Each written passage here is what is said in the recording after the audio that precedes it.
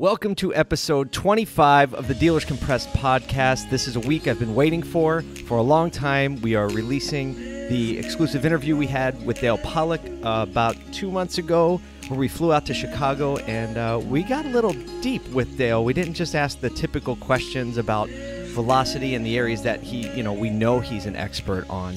What we really did, what I like to do, is to get parts of the conversation geared toward, what drives the person that drives the business. So we talked about, giving to the community and why Dale is still passionate about working even when he doesn't have to, and why he still wants to contribute. So I think those are some of the most valuable parts of this interview, because again, we're just a community of people working together, trying to provide for our families, the people we care about, and I think you're going to see that's really true of Dale. So those of you that know Dale as just an industry visionary and someone who's obviously successfully built and sold and contributed and helps dealers do better and provide, I think you're going to find that there's a lot of passion and a lot of integrity that drives the man, and that gets me excited. That's something I try to employ personally as a business person, as a husband, as a father, as a friend. And so I'm really excited to release this interview. It's about a 30-minute interview, lots of great wisdom throughout. So I hope that you enjoy it. I hope that you share it. And I hope you find value in being part of the Dealers Compressed community. Have a great week. Dale, thank you again for taking time out of your schedule. And I'm curious sometimes, why did you agree to take some time out of your schedule to do this? Well, Paul, it's always great to be with you. And I'm really curious about you because you do so many different things, and you seem to be so passionate about the things you do. And, quite frankly, I'm still trying to figure you out. So I find that intriguing. Okay, I'll take that. Well, thank you. You've achieved so much success in your life and in the automotive industry. Why are you still working, and what is it that drives you to keep contributing? I think the answer is that I'm passionate about the industry. I'm having fun. I love the people that I work with, both inside PACTS Automotive and vAuto. And frankly, I love being with dealers. So, all of that combined for me is meaningful. And the older I've gotten, I've come to believe that, happiness is not what you ought to be chasing, because happiness is elusive. It comes and it goes. Yeah. But I think finding meaning, whether it be in the work professionally that you do, or in your family, or outside interests, I think meaning is the foundation of happiness. And it's something that, works for me. So for me, there's just a lot of meaning at a lot of different levels in what I do. Have you always found meaning in the car business? I know you're a generational dealer, right? So how has that progressed in the car business specifically, or is it outside the car business? Well, I'm not so sure I was this philosophical or existential when I first started. The car business first started for me to be a way to make a living. Yeah. And it's done a really nice job for me in that front. But today it's meaningful because I feel like I make a difference in people's lives. And I also feel like I have a certain perspective on the future of the industry that is not yet well understood, that it's important to perpetuate and to propagate. And I think getting people ready in this industry for the future is something that to me has a lot of value and a lot of meaning. Yeah, that makes a lot of sense. So we were kind of thinking, this is before Like I See It came out, and we were, as an organization, thinking, how can we contribute to the industry at large? And then I read Like I See It, and I said, this is it. You said so many things in the book that were so much different than the feel and the vibe of the Velocity books. Yeah. And I saw the Like I See It book as, like you said, it was like a call for people to listen. Right. Listen to these things are important. Right. Can you talk about what the difference was like for you, or was there a difference in writing Like I See It than there was when you were writing the Velocity books? Yeah, for sure. It is a totally different book. The first three books were really, about the used car business, about the used car department, kind of like a how-to to move from traditional management to velocity management. And while there's a little bit of that in Like I See It, it's fundamentally a different book. I mean, Like I See It is, speaks to things in the broader industry that I think are important, that in many cases are not well understood or not talked about. Yeah. Kind of like the elephants in the room that are there that people are not acknowledging. So yeah, it definitely was a very different book than the first three. You said in the book that there's a deafening silence in conversations of dealers. How do you bring those two pieces together? Well, it's growing. It's growing. I just came this morning from a speech that I delivered to the Chicago Auto Trade Association, and I told you that I think maybe I delivered the wrong message. I delivered this message, and well, why was it wrong then? Well, maybe not wrong, but uncomfortable. Yeah. Uncomfortable. Because it speaks to a very different world. And to be clear, it's not a world where there won't be car dealers, and it's not a world, in my opinion, at least in my lifetime, where cars won't be bought and sold conventionally. But the number of vehicles that we bought and sold in the way that we know it today, I think will be dramatically reduced because you have a lot of people accessing mobility through that one-to-many subscription model. So there'll be fewer dealerships. The ownership of those dealerships will be more highly consolidated. And that message is a lot of change, and change always, breeds discomfort or uncertainty, fear, or doubt. And but yet, I feel, and Cox has supported this belief of mine that it's important to have this discussion in the industry. Because we're an ecosystem and we're all dependent on each other. Yeah. And What's the alternative? we're gonna win or we're gonna lose together. Yeah. And I believe that there's so much uncertainty about this that the more people we can get thinking about it and talking about it and solving for it, what it means for the retail distribution network, the better off we'll be. I'm a big proponent of the message as well, and I wanted to talk for a second. So because we are a reconditioning company as well, and we have that knowledge of that, a couple chapters stood out a lot to me, and one is the one that you entitled "A Taxing Problem That Goes Unaddressed in Used Cars," where you kind of go deep on PACTS and retail reconditioning rates. Chapter 11. Chapter 11, yes. What do you see as like the root problem? Like, why are dealers romantic about high PACTS and reconditioning rates? Well, high PACTS and retail reconditioning rates are essentially one and the same. The definition of a tax, if you looked up a tax in a dictionary, it's anytime you add an amount to an item that is not offset by equal or greater value, it's a tax.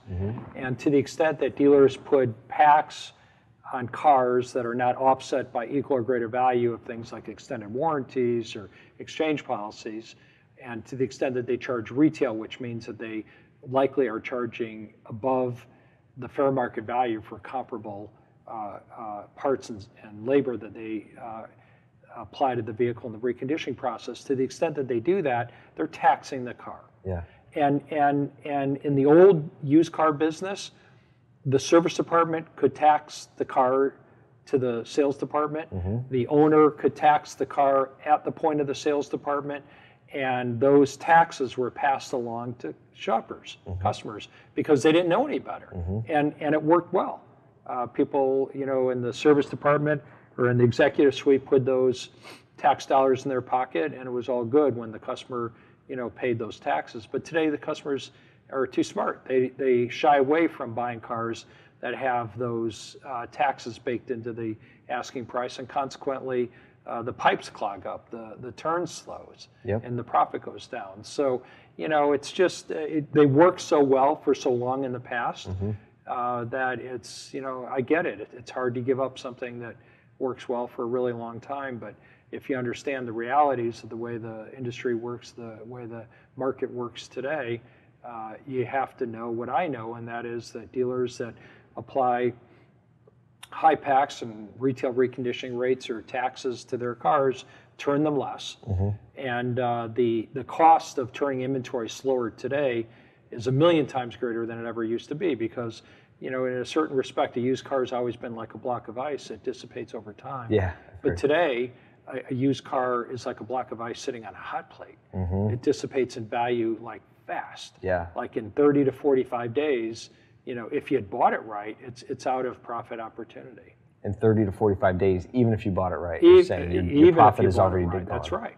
That's right. Because I tell dealers, every day you wake up and go to work, there's another dealer, another manager down the street that is also coming to work that day, increasingly with the recognition that they need to price their vehicles more competitively today in order to see shoppers. So the spread between what you own them for and what they likely can retail for always has compressed over time, but the rate at which it compresses today is frighteningly fast. And the only answer to it is that you have to sell more cars more quickly. Yeah, which goes back to your premise of velocity-based management. Yeah. What would you say the average holding cost is per day in lost opportunity? Do you have a number that you kind of benchmark and go by? I know there's got to be a range. If there is, I really don't know what it is. Yeah. And does it really matter? Right, 30 to 45 days. Does it really matter? Right. Sometimes I think we make this business more complicated and we overthink it.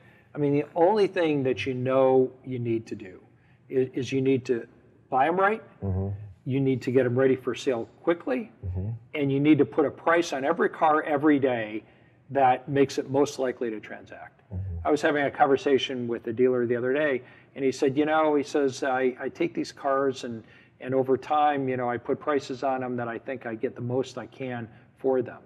And I said, I'm sympathetic to that thought process and that strategy, but I really don't think that is what it takes today. I think what you have to do is put a price on every car every day that it makes it most likely to transact. And if that doesn't give you a gross profit that you're satisfied with, so be it. Look at what you paid for the vehicle then. Look at what you spent to recondition the vehicle. But just, put a price on every car every day that is most likely to make it transact. And I think if you work with that premise, you're going to do as well as you can do. Right, because every day you have an at-bat. Yeah. See it that way. Every day, your best at-bat. Yeah. Very interesting. Yeah, I have never heard that. I never heard you say that before, but that makes sense. Every day, your best effort on every car without fail. That's right. That kind of leads into an in-house reconditioning. So there's like a lot of conversation, and I see a lot of our dealers and groups like talking about it a lot. What do you think the allure of in-house reconditioning is? And like, why do some dealers win at it and some dealers lose? Well, it's obvious that dealers would like to do the work mechanically and sell the parts associated with the reconditioning, because that's a source that's a profit pool for them. So it makes sense. You'd like to recondition cars internally, but here's where I think it breaks down. I think that dealers sometimes get so committed to doing all the reconditioning internally that they do it at an expense, meaning that if they can't move those cars through the process fast enough, they'll let them move slower because they'll keep the work internally. So I say to dealers, listen, you should have very aggressive expectations about how long it takes a car to get to the front line. I think the front line should be understood. It's two things. It's the physical front line and the virtual front line. They're two different front lines, but nevertheless, you should have an aggressive clock ticking on each of those. And guess what? If you can get it through that process internally, great. If you can't get it through that process to meet that time expectation, then you're tripping over dollars to save nickels. You should be outsourcing that. Get it to the front line. The primary objective to make money in a dealership today has to be, number one, to keep used cars turning quickly. And if you can do that by reconditioning them internally, fine. To the extent you can't do it, you shouldn't fear subletting that work out. Yeah, I've seen both. I've seen dealers win and do it well. Yeah. And then I've seen a lot of dealers put a lot of time and energy and money into it, even on the cosmetic side. And then 12 months later, realize that it's totally broken down and they end up outsourcing anyway, except now they have this internal process that wrestles with this process, whether we're going to do it internally or outsource it. And so it has been something I've seen a ton of. Yeah, and I actually think, I think to the extent that it's practical, dealers should take the reconditioning out of their traditional customer mechanical repair environment, because they compete, and to the extent you can separate them, you'll do a better job on each of them. And when you pull the reconditioning out of the customer environment, it puts the pressure on the user or on the service manager to pay the rent with customers, which is really what they ought to be doing anyhow. Yeah, I see that a lot. In the Northeast, a lot of dealerships have body shops. Yeah. And we see that a lot with cosmetic, paint work and things like that, where, they'll say, well, I want to feed my body shop, but the second there's a storm or there's something like that, the first thing to get pushed to the end, of course, is the used car. Right. And it like you said, they're not managing for each individual service. Right. So your suggestion in mechanical especially is to separate it from the retail environment. A couple other things, I want to talk a little bit about branding and marketing and then a little bit about employment. In the branding space, I saw you in a recent interview with Jim Fitzpatrick at the NADA convention, and you made a comment, and I haven't heard you talk very much about this, and maybe you do, and I just haven't heard it, but you're saying how you're so surprised at, we're 10 years in to this internet age, 20 years into the internet age, and you're seeing dealers spend an incredible disproportionate amount on traditional media rather than digital. And I heard that and I was like, I never really heard him talk about that. So maybe you could talk about your thoughts on where the ad spend is going and why you think it might be. Yeah, and clearly this is not my area of expertise. Right, which is, well, I didn't know that, but when you made a comment, it's like, okay, well, even your opinion on it is so the context in which you heard me speak about that is in the broader context of margin compression. So if you allow me to address that question a bit more broadly. Please. So we just talked about the future of mobility changing, and I think that is an intermediate to long-term challenge to our industry. But today, right now, the biggest challenge to our industry is margin compression. I saw something recently I never thought I would see, and that is that the 2017 NADA Dealer Financial Health Report for the first time showed that used car departments went negative net profit per used vehicle sold. I never thought I would see that. We saw that happen on new cars a while ago. Yep. Did we ever think we'd see used car department net sales per retail unit go negative? Never. And that, by the way, is front and back profit. So that's a wake-up call. Another wake-up call is that NADA reports to us that since 2009, every year, dealers had to invest ever more in a used car to yield an ever smaller front-end gross profit. Yes. That's a classic ROI and return analysis. So every year, the ROI on a sale of a used car has gone down, higher investment, lower yield.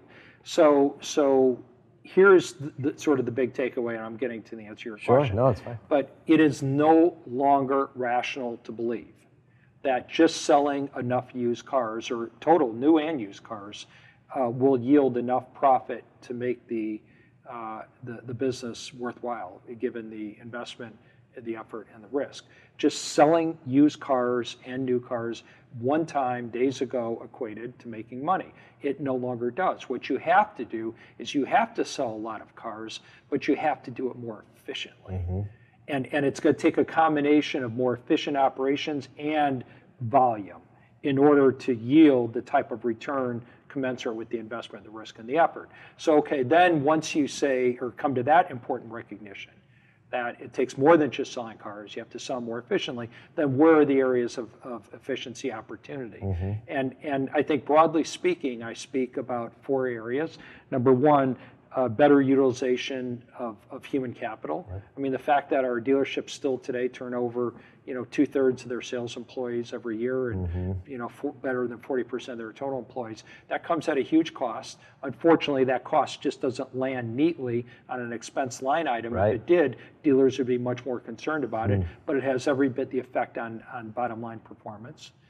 Another area of inefficiency is process. If you stop and think about it in the course of a day, there must be tens of thousands of individual transactions that occur in every department. And to the extent that those transactions are not performed, they're not performed on a timely basis, they're not performed on a quality basis, once again, in aggregate, collectively, they add up to outcomes or effects on the bottom line every bit as much as expenses do. But like human capital, they don't neatly fall into line on an expense statement. Clearly. Okay, and then the third area, the one that you asked about, is promotional inefficiency. So 90+% of people today are researching and ever more buying cars online, and yet we still spend 2/3 as an industry of our advertising and marketing promotional dollars in traditional media, and that's very inefficient spend. Yeah. So I think there's a lot of opportunity there. So one of the points you mentioned was human capital management. Yeah. You quoted Adam Robinson, founder and CEO of Hirology, in your book, and we'll talk about the broader problem. You mentioned just the turnover rate. Because it doesn't neatly land on an expense line item on a financial statement, dealers are generally, not aware of the cost of being bad at human capital management. So, human capital management is the cost that dealers incur in constantly having to use job boards and recruiting candidates. It's the cost of not doing effective, consistent background checks, and it's the cost of dealers not doing effective interviews. It astounds me how predictable outcomes are with people if you just check a few boxes. Often people equate, and rightfully so, vAuto and velocity management to Moneyball, which it was inspired when I read Moneyball back in 2003 or so. But the same concept of Moneyball, Michael Lewis's book and movie, applies to human capital, because you can absolutely test managers in terms of their style, and you can test prospective employees, and you can tell with a high degree of accuracy whether that's going to be a good match or a bad match. And it's not it's 100% reliable, because it's not. But I have to tell you, if you could reduce the mistakes of hiring, and the right person might be the right person, but paired up with a certain manager, it could be toxic. Right.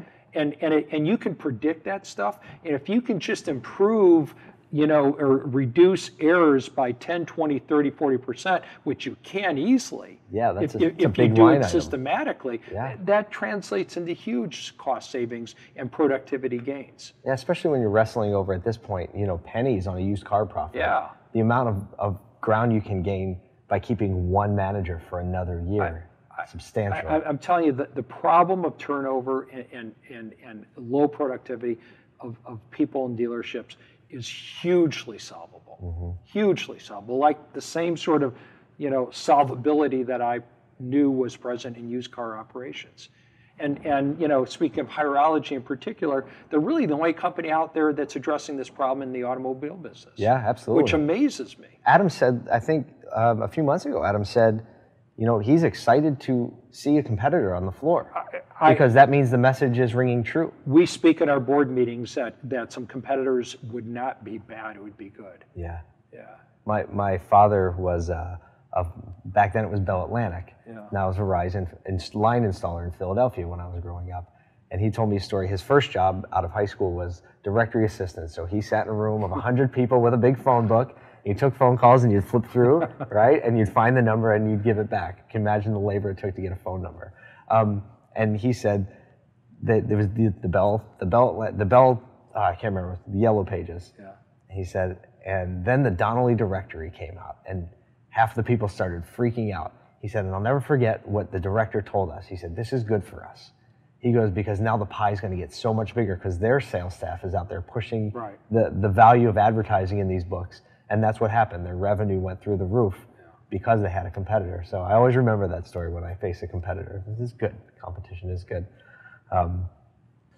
I told you I'm wearing my Because Amazon shirt. It's a great shirt. And thank you. I made it myself, literally.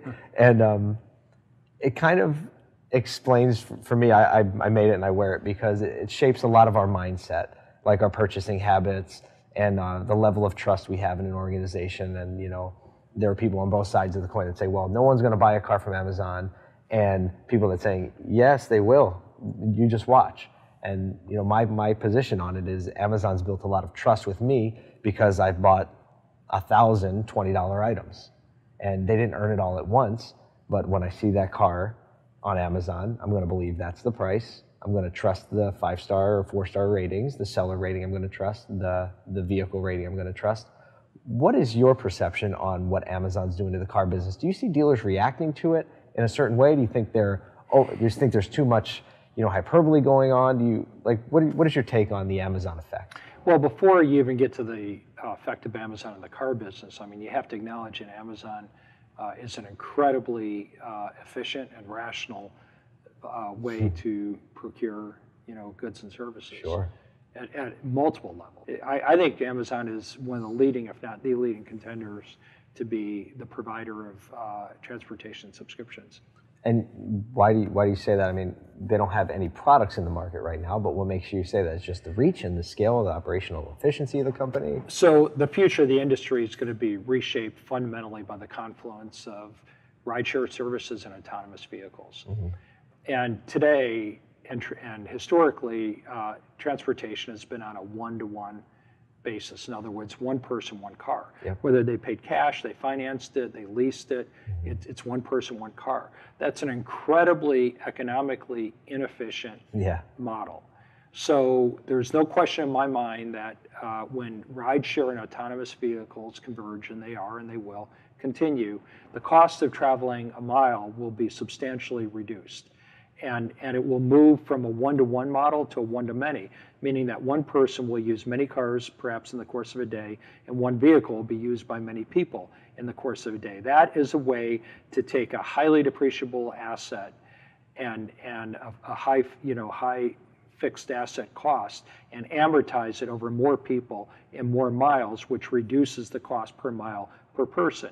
So once you understand that basic premise, then you have to ask, well, okay, who's going to be the big winners in terms of monetizing that future one-to-many subscription mobility? Yeah. And I think that there potentially are two leading contenders for its major monetization. One might be the entity that built or put that or operates that autonomous vehicle, mm-hmm. and it will be a commercial entity. And I think the competing horse in that race are the people who aggregate demand for those services. And if you want to know who those people are, I would say take out your smartphone and look at page 1 on your smartphone, and all those icons there, I would say are the leading demand aggregators. And among all those icons that might be on your page 1, mm-hmm. I think Amazon is at least at this moment the lead horse.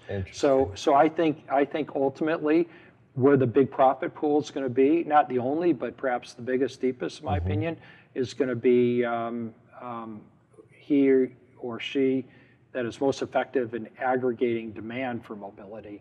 And to me, that looks like page 1 of your smartphone. How about that? Yeah, I wasn't expecting you to go there. Full of surprises.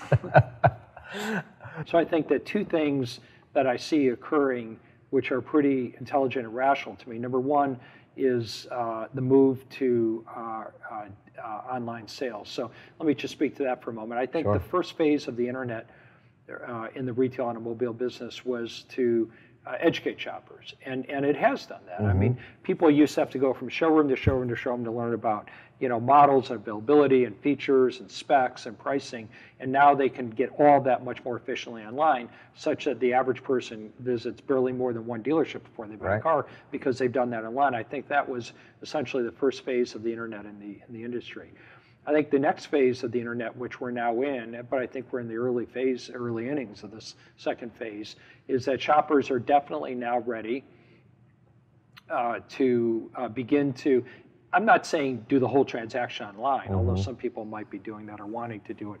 But what they'd like to do before they get to the showroom is to get sort of the uncomfortable part of the process out of the way. Right. They'd like to get to the price of the car. They'd like to get a trade. They'd like to know what their payment is. Mm-hmm.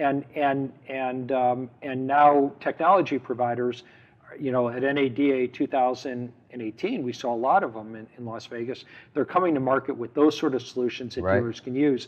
That is now a differentiated experience. It won't be forever, mm-hmm. maybe not even for long, but presently it's a differentiated experience, and it's one that's really rational because, if you can get that shopper to the showroom largely having worked out the deal, where now they can do the part that really is enjoyable for everybody, look at the car, drive the car, learn about the car, mm-hmm. take delivery of the car. You can do that faster, you can do that with less people, and obviously, therefore, with less cost. So mm-hmm. I think that's one thing. And then the other thing, which is not quite so easy to affect in the near term, is to do it on lower cost real estate with less facilities. Smaller space. So, you know, today I get asked the question frequently, you know, what do you think of Carvana? What do you think of that vending machine approach? Yeah. And my answer to that is, well, I don't know enough about Carvana to know whether they're going to do well or make it or not make it. Maybe they will, maybe they won't. I just don't know. But here's what I do know. I know their model is right, because when you can combine a online experience with a physical experience that doesn't have to occupy the most expensive commercial real estate in town. Yeah. It can be off of the retail strip on lower cost property, and you could do it in something that looks like a parking garage that doesn't have to have, you know, beautiful interiors and heat, light, and air conditioning and all that sort of stuff. You do it at a lower cost. You combine, and that's obviously also a differentiated experience, and one that honestly, I don't know that a lot of consumers are up for it today, but you know, over time, I think they'll warm to it. That's a differentiated experience, and when you add, or I should say combine, that digital online experience with that lower cost, much more efficient physical experience, now I think you've gone really to the heart of much of the problem in the industry of the cost of selling and delivering a car. One of the things that we talk a lot about internally with dealers and creating the individual experience is brand, and not manufacturer brand, but what is, you know, dealer A about. Right. And you know, if you've seen one dealer talking at a camera selling a car, you've seen them all. Yeah. And the data shows Nobody sells for less. Nobody does. No, until the next guy, until the next infomercial. Right. And there's nobody after him, right? Huge selection. Yes, absolutely. Everybody drives. Yeah. It's all the same. Let's make a deal, right? Yeah, no one wants to make a deal with a guy in a suit on TV. Right. And the data, as a marketer and a creative, like the data shows us that there's not a more expensive way to be vanilla than pay money. Well, the production's free. Well, yeah. And so do you see more dealership brands elevating, like the identifying themselves separately from their manufacturers and being about something? The smart dealers definitely are, but I would say that, you know, it's a small minority of dealers that really get that. And, you know, it raises a question, you know, how do you differentiate yourself in a fairly undifferentiated, commoditized product environment? How do you do it? And once again, I mean, this is not an area, you're an expert on branding, I'm not, but I mean, just from my, you know, limited understanding or perspective about marketing and branding, you know, I think you do it, at least the way that I would think about doing it is my dealership would be very committed to social causes, social causes that mean something to my community, to my constituents, my customers. You know, I think a guy who is really smart on this issue is Adam Aarons of Patriot Subaru. And, you know, Adam's mission statement that everyone in his dealership understands is written on the wall in his showroom. And it comes down to two words. And the two words are to serve. And, you know, if you really stop and think about it, that can mean and does mean a lot of different things. But, you know, to serve the customer in a traditional, non-differentiated sense, yes. But it's to serve our employees, to make their lives better, to serve our community, to serve in a lot of different ways. And you know, to me, that's a really intelligent example of how you take a simple concept, reduce it down to two words, and apply it at multiple levels. And in totality, you know, it creates a brand. Yeah, I couldn't, you know, it's funny, the last thing I wanted to talk about is perfect segue into it, is, so unlike you, I'm not a car guy by pedigree, but I think similarly to you, I like people. Yeah. And when I read through the story of you meeting with the Pope, it's probably my favorite part of the book because I like people. And your walk away from that, you wrote, "The best, biggest, and brightest success will go to those among us who recognize and embrace that each customer engagement and interaction is either an opportunity to make a positive impact and create a bond, or it's a catalyst for the competition." And you said you feel like this applies to dealers especially. Why dealers especially? Well, why dealers especially? Because they sell, you know, probably the second highest ticket item that anyone will ever buy in their lifetime. Yeah. And it's an emotional decision. It's an important financial decision, and it's one that has a legacy of relationship attached to it with service. And whenever you deal with people at any level, I think trust and transparency and honesty is critical. But as the stakes of the transaction between two people rise, I think so too does the importance and the criticality of the trust and the transparency and the honesty rises. So absolutely. It's really simple. Yeah. A car is, I mean, let's face it, a lot of people name their car. I don't buy many things that I name, but I notice people name their cars. And so like, I feel like even as a branding person, as a marketer, and as a creative, like you can connect a car to anything. It's not like I have to work and go back, okay, well you made this product and that product goes through here and that person's thing is eventually, no, a car is what you use for life and drive your kids around and drive away from your wedding and it's just connected to everything. Yeah, it's connected to your identity. It is, absolutely. So that I really love that part because I think there's so many touch points in the automotive industry that is just intimately involved with people's lives, and I think that dealerships do. I mean, they have, this kind of goes back a little to the employment branding side, is that like, how would you like to work for a family-owned business that's been a staple of this community and has probably given more to the community than the next 10 businesses and will continue to do so? So I do think there's just a great opportunity in the automotive industry to just make an impact. Yeah, I mean, let me just share my personal experience with that employment. I work for Cox, and I'm fortunate enough that I don't need to work, but I feel great about the company I work for because the company that I work for is a family company.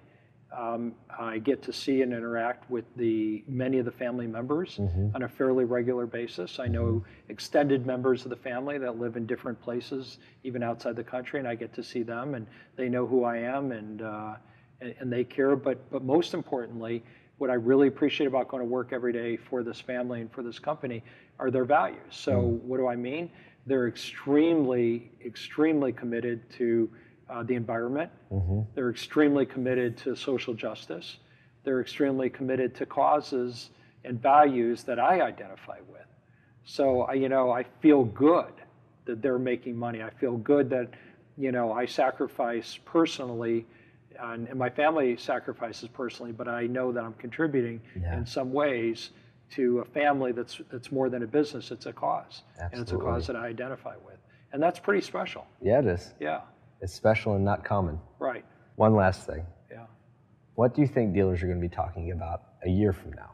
So you're kind of right on the front edge of the wave. So when I ask you that question, it carries some weight. What do you think people are going to be talking about next year? Well, I think as margin compression continues, I think they're going to be talking about profitability or the lack thereof, unfortunately. And I also think that they were going to be talking about acquisitions, sales, buy-sells, and consolidation, because I see acquisitions, consolidation being necessary to achieve the type of economic scale necessary to address margin compression. So I think that we're moving into an area where profitability will be challenged, and I think that we'll see an increased rapid acceleration of consolidation of ownership. Okay. Yeah. Well, we'll be watching out for it. Thank you. Dale, thank you so much for taking. It's absolutely my pleasure. Thank you. That's great.